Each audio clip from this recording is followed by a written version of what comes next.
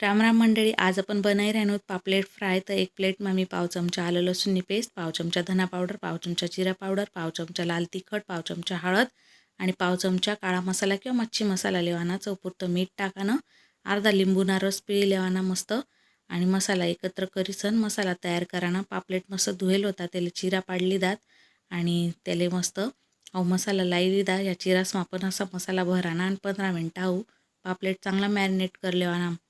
त्यानंतर एक प्लेटમાં मी 4 चमचा रवा, 2 चमचा तांदूळनं पीठ, चवपुरतं मीठ आणि थोडंसं तिखट टाकं मिक्स कर आणि पापलेटले हाय मस्त लाईली द रवानं मिश्रण मस्त दोन्ही बाजू ताईन लाई लेवानं आणि पापलेट असा झटकी लेवाना. गॅसवर तवा ठेवाना, 2-3 पळी तेल टाकानं, गरम होईना का हाय पापलेट मस्त तवावर ठी देवानं.